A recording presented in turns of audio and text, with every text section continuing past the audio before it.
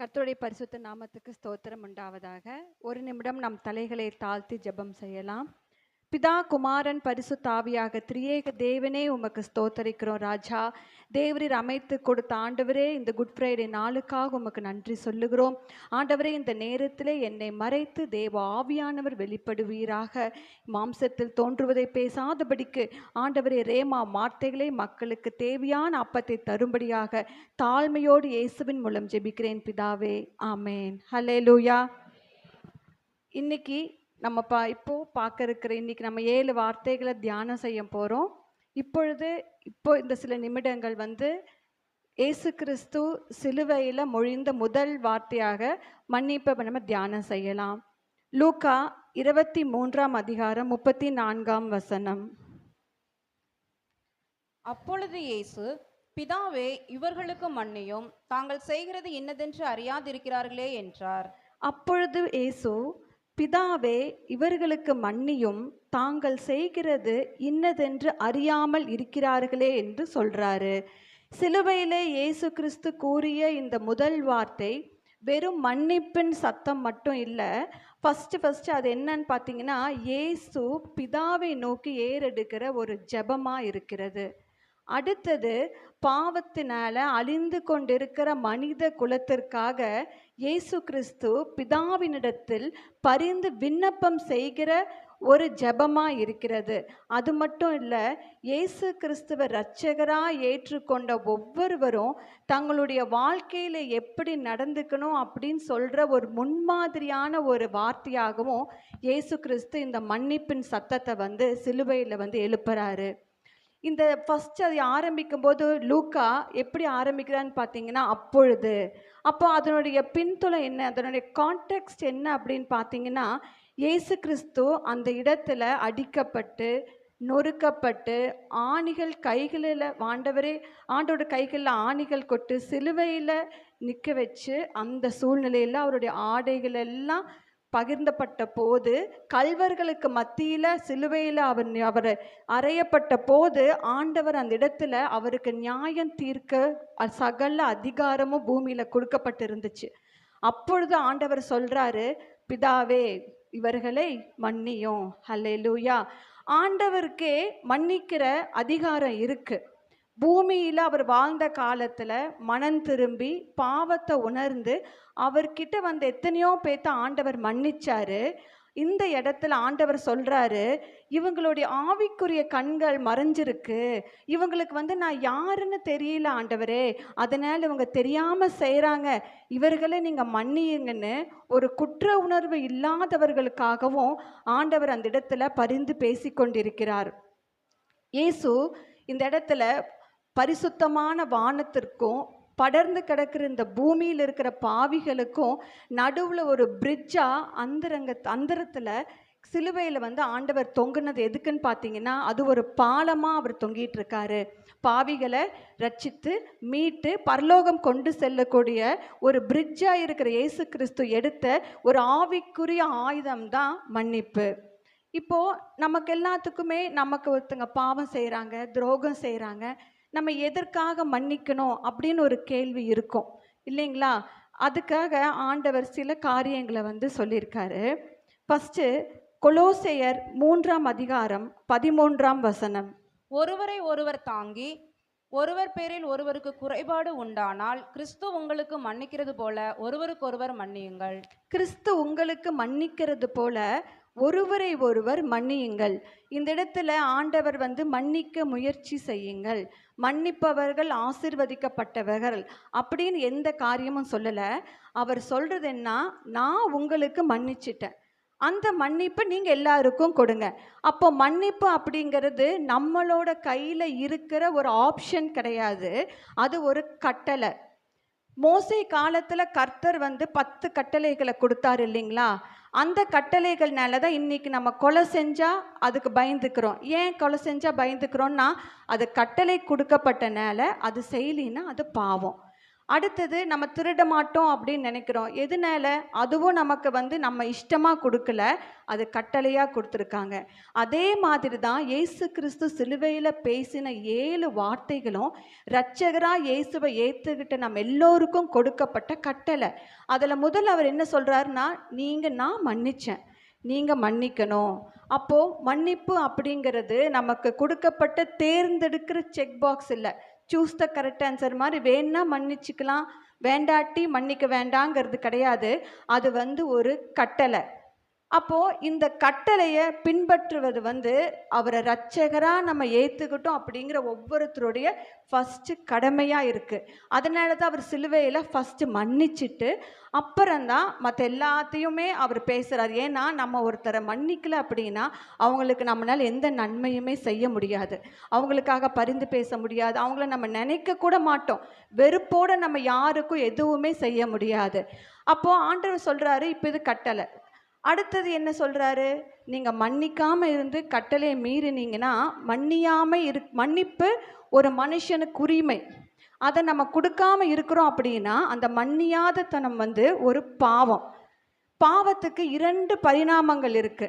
அதாவது கடவுள் தேவனுக்கு எதிரான பாவம், மனிதனுக்கு எதிரான பாவம். தேவனுக்கு எதிரான பாவம் செய்வதற்கு நம்ம எல்லாருமே பயந்துக்குவோம். ஆனால் ஒரு சக மனிதனுக்கான அந்த பாவத்தை செய்யும்போது நமக்கு அந்த பெருசாக அந்த உணர்வு இருக்கிறது இல்லை. அப்போது சங்கீதம் 51:4 தேவரீர் ஒருவருக்கே விரோதமாக நான் பாவம் செய்து உமது கண்களுக்கு முன்பாக பொல்லாங்கானதை நடப்பித்தேன். நீர் பேசும்போது உம்முடைய நீதி விளங்கவும், நீர் நியாயம் தீர்க்கும் போது உம்முடைய பரிசுத்தம் விளங்கவும் இதை அறிக்கையிடுகிறேன். இதை எப்படி சொல்றாங்கன்னா, அங்க தாவீது ராஜா உரியாக்கு எதிராக பாவம் செய்த போது ஆண்டவர்கிட்ட மன்னிப்பு கேட்கும் போது அவர் என்ன சொல்றாரு? நான் உமக்கே எதிராக பாவம் செய்தேன். மனிதனுக்கு மனிதன் செய்கிற பாவமும் தேவனுக்கு எதிரான பாவமும் சந்திக்கிற ஒரு இடம்தான் கிராஸ். ஏன் அப்படின்னா, மனிதனுக்கு நம்ம செய்கிற பாவம் தேவனுடைய சாயலாக இருக்கிறவங்களுக்கு தேவ சாயலுக்கு நம்ம பாவம் செய்கிறோம்.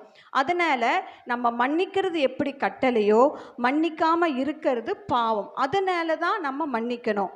அடுத்தது நம்ம கொலோசியர் 2 கொரிந்தியர் 5:18 வாசிக்கும்போது, இவைகள் எல்லாம் தேவனாலே உண்டாயிருக்கிறது, அவர் இயேசு கிறிஸ்துவை கொண்டு தம்மை தம்மோடு ஒப்புரவாக்குதலின் ஊழியத்தை எங்களுக்கு ஒப்பு கொடுத்தார். ஹல்லேலூயா.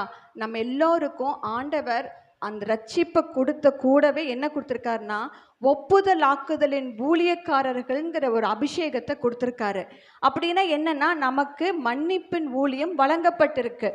நான் எனக்கு ஒரு சந்தர்ப்பத்தில் ரிக் வேரன் அப்படிங்கிறவர் எழுதிய ஒரு வாழ்க்கையின் நோக்கம் அப்படிங்கிற ஒரு செமினார் அட்டன் பண்ணக்கூடிய வாய்ப்பு கர்த்தர் கிருபையில் கிடைச்சிது. அதில் அவர் என்ன சொல்கிறாருன்னா, உண்மையாலுமே அது ரொம்ப பிரயோஜனமாக இருந்தது. நம்ம கிறிஸ்தவர்களோட வாழ்க்கையின் நோக்கமே என்ன அப்படின்னா மன்னிக்கிறது தான். அது எப்படி மன்னிக்கணும்னா, உடனே மன்னிக்கணும். மன்னிப்பு அப்படிங்கிறது என்னன்னா, நாம் அனுபவிக்கிற காயங்கள் எல்லாம் கர்த்தர்கிட்ட ஒப்பு கொடுத்து புது நம்பிக்கையோட புதிய உறவுகளை கட்டி எழுப்புறது தான் நம்மளுடைய மினிஸ்ட்ரி ஆஃப் ரீகான்சிலியேஷன் சொல்லுவாங்க இங்கிலீஷில். அதாவது மினிஸ்ட்ரி ஆஃப் ஃபர்கிவ்னஸ்.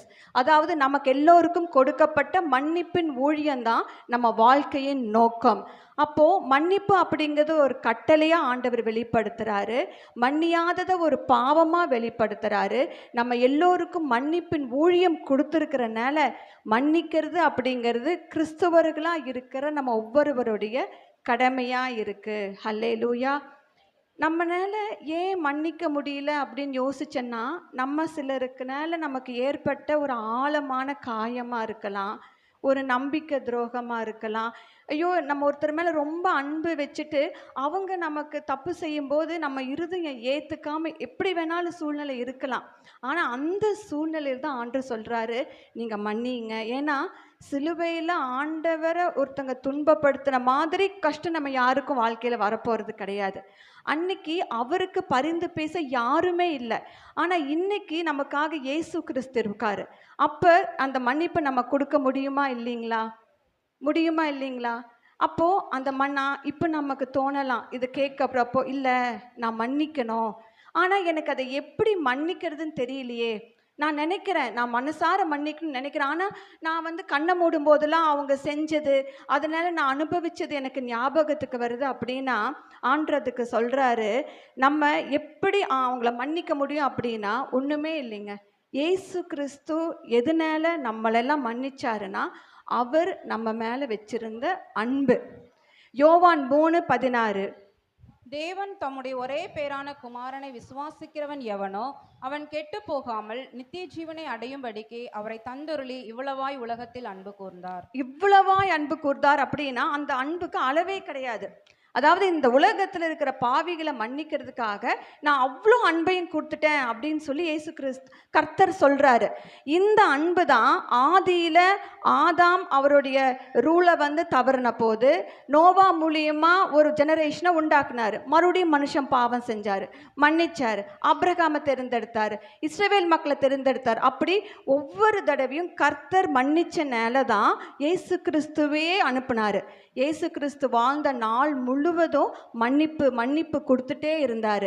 இன்னைக்கு எனக்குள்ள உங்களுக்குள்ள இருக்கிற பரிசுத்த ஆவியானவர் நம்மளை மன்னிக்கிறனால தான் நம்ம எவ்வளோ பெரிய குற்றம் செஞ்சாலும் நம்மளை விட்டு ஓடி போயிடுறாருங்களா? இல்லை, இவ தப்பு செஞ்சுட்டான்னு ஆவியானவர் விட்டால் நம்மளால் ஒரு நிமிஷம் வாழ முடியுங்களா? இல்லை இல்லையா? அப்போ ட்ரினிட்டி, திரியேக தேவன் அன்பா இருங்கன்னு சொல்கிறாரு. அந்த அன்பு நமக்குள்ள இருக்கணும். இங்கிலீஷ் பைபிளில் அன்பு அப்படிங்கிறத லவ் அப்படின்னு சொல்லிடுவாங்க. தமிழ் பைபிளில் அன்பு அப்படின்னு ஒரே வார்த்தை தான் இருக்கும். ஆனால் மூல பைபிளான கிரேக்க பைபிளை பார்த்தா அன்புக்கு மட்டும் 4 வார்த்தை சொல்லியிருப்பாங்க. ஒன்று வந்து ஈரோஸ் அப்படிம்பாங்க, அதாவது அது வந்து கணவன் மனைவி மத்தியில் இருக்கிற அன்பு. ஃபிலியா அப்படிங்கிறது நண்பர்களிடத்திலும் சகோதரர்களிடத்திலும் இருக்கிற அன்பு. ஸ்டோர்ஜ் அப்படிங்கிறது பெற்றோர் பிள்ளைகளுக்கிடையே இருக்கிற அன்பு. அதுக்கு மேலே ஒரு அன்பு இருக்குது, அதுதான் அஹாப்பே அன்பு. எதிர்பார்ப்பே இல்லாமல் தகுதியே பார்க்காம தன்னை அர்ப்பணித்து கொடுக்கிற அன்பு. இதுதான் தேவனுடைய அன்பு. ஆண்டவர் உங்ககிட்ட அகாப்பே அன்பை தான் எதிர்பார்க்குறாரு. ஆனால் நம்ம அதுக்கு ஒரு ஸ்டெப்பாக ஃபஸ்ட்டு ஈரோஸை கொடுக்கலாம். நம்ம நண்பர்கள்கிட்ட அன்பாக இருக்கலாம், உறவினர்கள்கிட்ட இருக்கலாம், பெற்றோர்கள்கிட்ட இருக்கலாம். இப்படி நம்ம அன்பை பரிமாறும்போது நம்ம மேலே நமக்கு பாவம் செஞ்சு நமக்கு தப்பு செஞ்சவங்களை மன்னிக்கிற ஒரு இருதயம் வரும். ஹல்லேலூயா. அடுத்த காரியம், நம்ம எப்படி செஞ்சு அவங்களுக்கு மன்னிக்கலாம் அப்படின்னா அதுக்கு நம்ம முதல்ல ஆண்டவர்கிட்ட போய் மண்டியிட்டு, ஆண்டவரே எனக்கு இந்த காயங்கள் இருக்குது, அந்த காயங்கள் எல்லாம் நான் உங்ககிட்ட அப்படியே நான் ஒப்பு கொடுத்துட்றேன். என்ன காயமாக, சின்ன காயம் பெரிய காயம் எதுவாக இருக்கணும். ஏன்னா அன்பு எப்படின்னா, நம்மளோட அன்பு எப்படி இருக்குன்னா, நம்மளுடைய மன்னிப்பு எப்படின்னா மனுஷனை பொறுத்து இருக்கு, பிரச்சனையை பொறுத்து கிடையாது. உங்களுக்கு ஒருத்தங்க தப்பு செஞ்சிட்டாங்க, அவங்களுக்கு உங்கள் மேலே ஒரு தேவை இருக்குது, உங்களை விட பணத்திலோ அறிவிலோ அவங்க உயர்ந்திருக்கிறாங்கன்னா அவங்களுக்கு மன்னிப்பு கொடுக்கறதுக்கு இந்த மனசு என்றைக்கும் ரெடியாக இருக்கும். ஒரே பிரச்சனை தான், ஆனால் அதே மனசு உங்களை விட கம்மியாக இருக்கிறவங்களுக்கு, உங்களுக்கு அவங்கனால எனக்கு இந்த பிரயோஜனமே இல்லை இனி லைஃப்பில் அப்படின்னு நினைக்கிறவங்க கிட்ட தான் இந்த மனசு வந்து மன்னிப்பை கொடுக்க தயங்கு. ஏன்னா நம்மளுடைய அன்பில் பாரபட்சம் இருக்குது. ஆனால் தேவனோட அன்பில் பாரபட்சம் இல்லை. எப்போவுமே நம்ம மன்னிக்கணும் அப்படின்னு ஒரு முடிவெடுத்தா அந்த பிரச்சனைகளை தான் நம்ம பார்க்கணுமோ இல்லையே, அந்த பிரச்சனை செய்கிற நபர்களை நம்ம பார்க்கணுன்னு அவசியம் கிடையாது. ஹல்லேலூயா. அடுத்தது, இன்னைக்கு இந்த இடத்துல உங்கள் முன்னாடி நான் நிற்கிறேன் அப்படின்னா இது தேவனுடைய கிருபைன்னு நான் விசுவாசிக்கிறேன். ஹல்லேலூயா. அதே மாதிரி இன்னைக்கு இந்த இடத்துல இங்கே உட்கார்ந்துருக்கிறது எல்லாமே தேவனுடைய கிருபைன்னு விசுவாசிக்கிறவங்க கைகளை உயர்த்துங்க. இந்த கிருபைக்கு நம்ம தகுதியான்னு கேட்டு பாருங்க. 1% கூட தகுதி கிடையாது. ஆனால் தகுதி இல்லாத நம்மளை கிருபைங்கிற ஒரு கிருபை உள்ள தேவன் சந்திச்சனால தகுதிப்படுத்தி மன்னிப்பு கொடுத்து ஆசீர்வதித்து உட்கார்ந்துருக்கிறாரு. அதே மாதிரி தான் நம்மளுடைய வாழ்க்கையில் எல்லாமே ஆண்டவர் சில நபர்களை அனுமதிப்பார். அவங்களுக்கு பேர் என்னென்னா அதிக கிருபை தேவைப்படும் மக்கள், எக்ஸ்ட்ரா கிரேஸ் ரெக்யர்ட் பீப்புள் அப்படின்னு சொல்லுவாங்க. அவங்கெல்லாம் குற்றவாளிகள் அல்ல, எதிரிகள் அல்ல.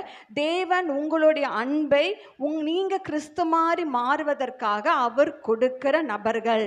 அவங்க ஆக்சிடென்ட் கிடையாது, அவங்க நியமிக்கப்பட்டவர்கள். அவங்க எதுக்கு உங்கள் வாழ்க்கையில் இருக்கிறாங்க அப்படின்னா ஆண்டவர் உங்களுடைய ஆவிக்குரிய வாழ்க்கையை பலப்படுத்தி உங்களுக்கு ஒரு ஆவிக்குரிய முதிர்ச்சியை கொடுத்து இயேசுவின் அன்பை உங்களுக்குள்ள வைப்பதற்காக தான் அப்படிப்பட்ட மக்களை நம்ம குடும்பத்தில் ஆண்டவர் வைப்பார். அது கணவன் மனைவியாக இருக்கலாம், மாமியார் மருமகளாக இருக்கலாம், பிள்ளைகளாக இருக்கலாம், ஃப்ரெண்ட்ஸாக இருக்கலாம், வேலை செய்ய எந்த சூழ்நிலையாகவும் இருக்கலாம். ஆனால் அந்த மாதிரி கிருபை தேவைப்படும் மக்கள் நம்ம வாழ்க்கையில் இருப்பாங்க. நமக்கு ரட்சிக்கப்பட இந்த கிருபை தேவைப்பட்டுச்சு, ஆனால் அவங்க ரட்சிக்கப்பட இன்னும் அதிக கிருபை தேவை.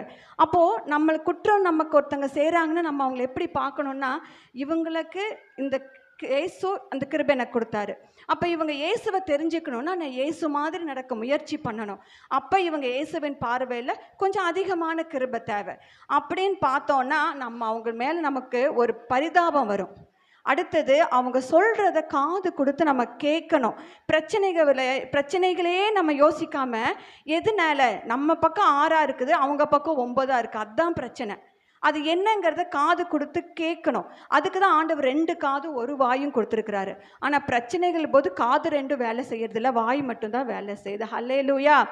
அப்போது நம்ம வாழ்க்கையில் நம்ம மன்னிப்பு கேட்குற இடத்துல இருந்தாலும் சரி, மன்னிப்பு கொடுக்குற இடத்துல இருந்தாலும் சரி, அதுக்கு என்ன தேவைப்படுதுங்க? அதிக கிருபை தேவைப்படுது. நம்ம அதை அறிஞ்சிட்டோம்னா நம்ம மன்னிக்கலாம். ஏன்னா ஒரு குடும்பத்தில் இந்த அதிக கிருபை தேவைப்படுற மக்கள் இருக்கும்போது நம்ம மன்னிக்கும் போது தான் அந்த குடும்பத்தை கர்த்தர் கட்ட முடியும். நீங்கள் கோவிச்சு ஒரு உறவை முறிச்சுக்கிறது பெருசே கிடையாது. அப்போ அந்த இடத்துல ஆண்டவர் எதை குறித்து அதை கட்டி எழுப்புவார்? கணவன் மனைவி பிள்ளைங்கள் இருந்து ஒரு குடும்பமாக இருந்தால் தான் ஆண்டவர் ஆசீர்வதிக்க முடியும், அங்கே ஒரு கிரியை செய்ய முடியும். அப்போது நம்ம முயற்சி பண்ணி செய்கிற ஒரு சின்ன மன்னிப்புங்கிற காரியத்தினால நம்மளால ஒரு குடும்பத்தை கட்ட முடியும், ஒரு வீதியை கட்ட முடியும், ஒரு குழுவை கட்ட முடியும், ஒரு நாட்டை கட்ட முடியும் போது அது நமக்கு லேசான காரியமாக தானே தோணும். ஹல்லேலூயா. அப்போது மன்னிப்புங்கிறது ஒரு கட்டளை, அது செய்யாமல் இருக்கிறது பாவம், அது நமக்கு கொடுக்கப்பட்ட ஊழியம். இதெல்லாம் தெரிஞ்சு நமக்கு தப்பு செஞ்சவங்களை அதிக கிருபை தேவைப்படும் மக்களாக நினச்சி முதல்ல ஆண்டவர் பாதத்தில் போய் நம்ம காயங்கள் எல்லாம் ஒப்பு கொடுத்துட்டு ஏன்னா ஒப்பு கொடுத்தாதான் நீங்கள் மன்னிக்க தீர்மானிக்க முடியும். காயங்கள் எப்போ முடிஞ்சதுன்னு அர்த்தம்னா அவங்களை நினைக்கும் போது உங்கள் கண்ணில் தண்ணி வரக்கூடாது.